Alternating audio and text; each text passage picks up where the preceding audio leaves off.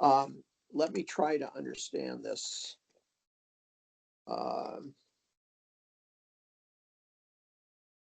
Now I have, this may show my rustiness on this issue, and I may sound really ill-informed, but am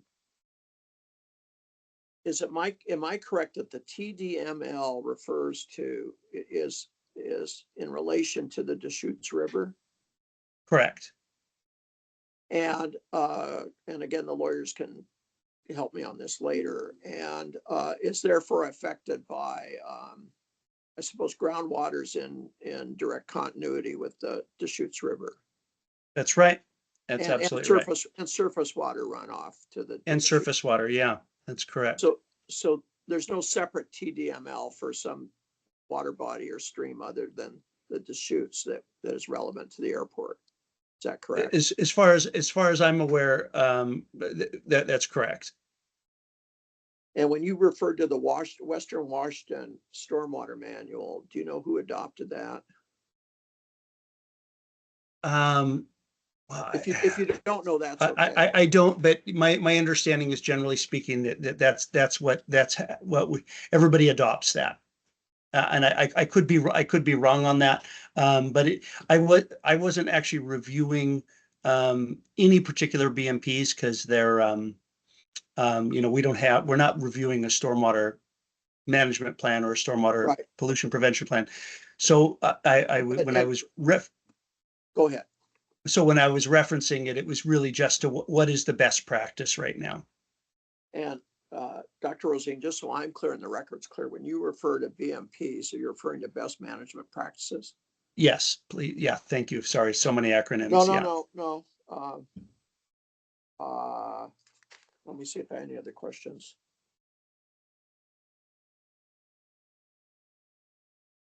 No, Mr. Pierce Wright asked one of my questions. I think that's all I have. I appreciate your testimony, but yes, thank you. Ms. Newman may have some redirect. I do. Thank you, Mr. Examiner. Thank you. All right. So you said you reviewed Chapter 4, the development of alternatives and the designation of the preferred alternative, correct? That's right. Okay. And was it your understanding that the adoption of the preferred alternative is the action that was the subject of the MD&S? The non-project action. Okay. Yes. And there's a very important distinction. You were asked a number of questions on cross about whether there was adequate information for the MD&S. You have said there is not adequate information for the MD&S.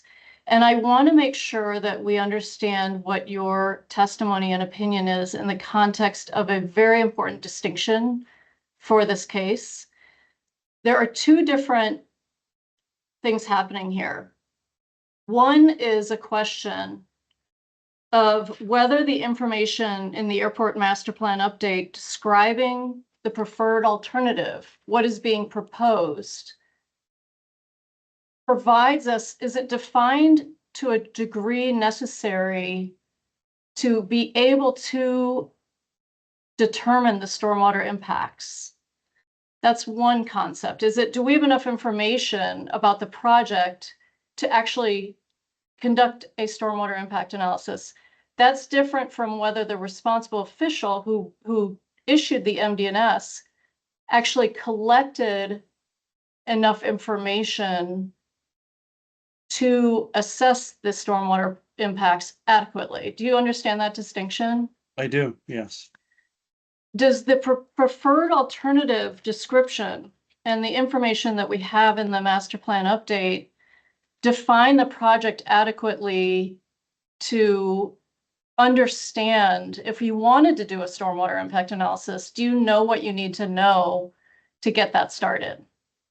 Absolutely not. Oh, yeah, that's not the question.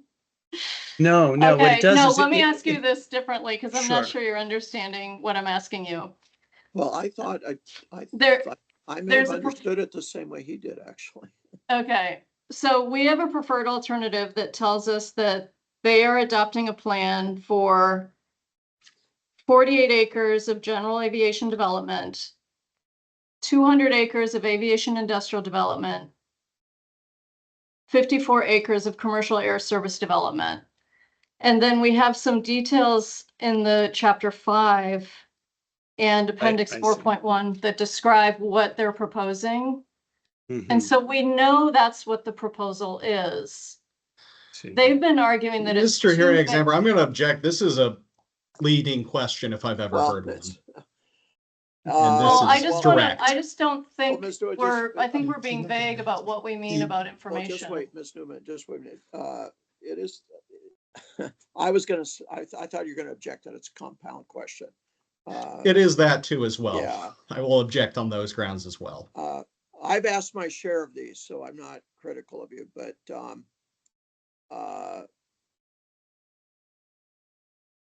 it started by asking him about, did he to comment on two different factors. I thought he commented on the first, and I think you thought he misunderstood your question. Is there a way you can Yeah, get it across succinctly? yes. It may be more than one question rather than try to do it in one question. Okay, I'll try I'm not that. trying to, I'm not trying to suggest I know better than you on this, but I'm just wondering if there's a way. I'm to do not it. taking it even remotely that way. Thank you. Okay. Okay, so Mr. Roseen, you've worked on review of EISs for planning documents, non-project actions, you said in your testimony? Yes, yeah. And you said that that means that they were able to assess the stormwater impacts of a non-project action. Is that right? Correct. So is it necessary to have a site-specific project being proposed, a development project in front of you to be able to assess the stormwater impacts of a general development plan?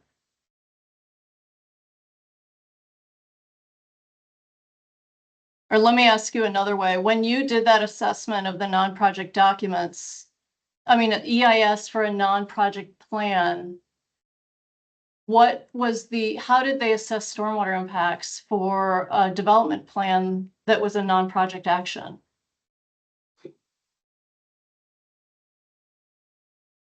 Well, I'm not sure if I know off the top of my head. I'm struggling with an answer with that. I think, Bob. So the core of the question here is what level of information do we have to, let me see if I can rephrase. Okay. Okay. Make sure I'm understanding the question right. So I think that the question is do we know enough to be concerned? And then do we know enough to which is I think is one question. And then question two is, do we know enough to have information to be able to answer that it's not a concern, right? That we can rule out adverse impacts. So do we have enough information here to determine that there is that there should be reasonable concern regarding potential for impacts, again, at significant adverse impacts? Am I going in the right? Is that essentially what you're talking Well, about? I think you keep going because Yeah, because from my perspective, so even though the preferred alternatives doesn't provide what you would typically examine in terms of a stormwater assessment for impacts, meaning impervious cover, drainage area, pollutant loading, all that information would be necessary, in my mind, to determine definitively of no adverse impacts. That level of detail does not exist. But the preferred alternative does identify 200 acres plus of business area of industrial uses. So there's and so on down the line. We know industrial uses are typically 70 or 80% impervious cover. We know we typically have a certain phosphorus load and nitrogen load and all these other contaminant loads. So is there enough at this point to identify that there should be that there's concerns for adverse impacts? I think unquestionably there is enough information to raise concerns about adverse impacts. okay, I have no further questions. Mr. Pierce, right? This is actually Mr. Anderker, but no further I'm sorry, questions. Mr. Anaker. It's fine. I'm sorry, Mr. Anaker. I apologize. So you don't have for any follow-up? Hold on one. Can, Mr. Examiner, because we have the burden of proof, I would hope I don't know. What do you have? I just don't want to go on and on, because then I'll have to do redirect again. Oh, well, did you want to ask another question or not? Well, no, I'm finished. The port may refrain from asking another question, or maybe discuss one or two, and then I'll give you another chance, so we don't run on and on. We'll ask just one or two. Okay, go ahead. Yeah, of course. You just spoke about a number of concerns that you had. Would you have those concerns if this was a case, or if, let me strike that last question. Would you have the same concerns if this was about a rezoning from some use to industrial?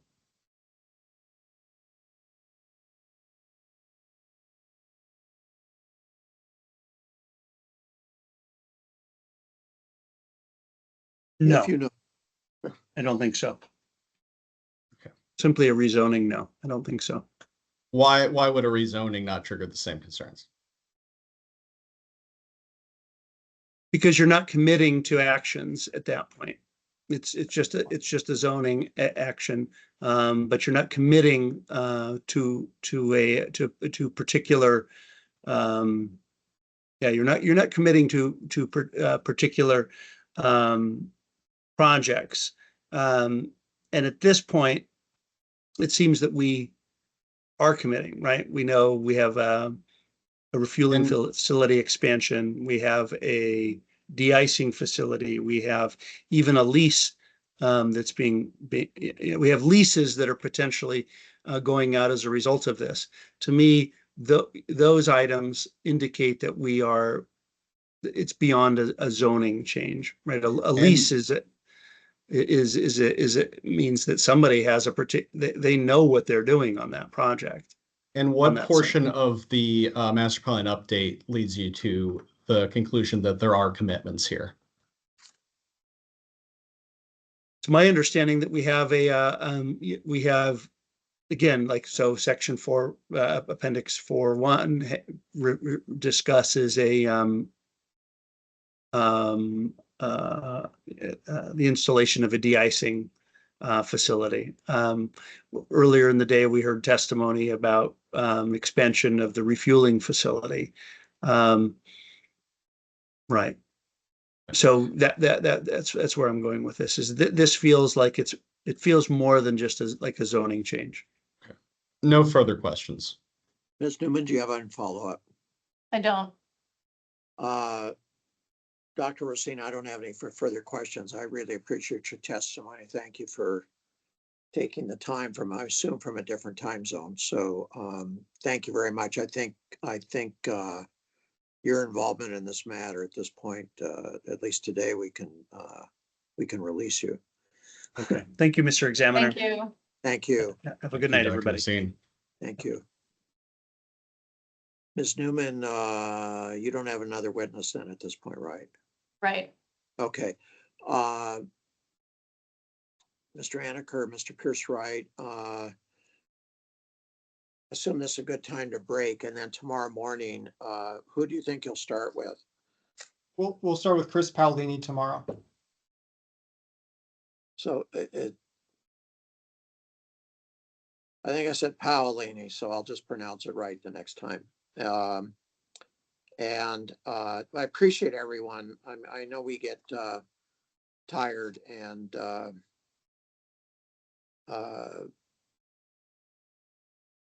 later in the day it kind of wears on us, but I think you've all been great. So so we'll start at 9:30 tomorrow with Mr. Paolini. And is there any other procedural matter that we need to discuss at this point? I'm not aware of any. Ms. Newman? Nope.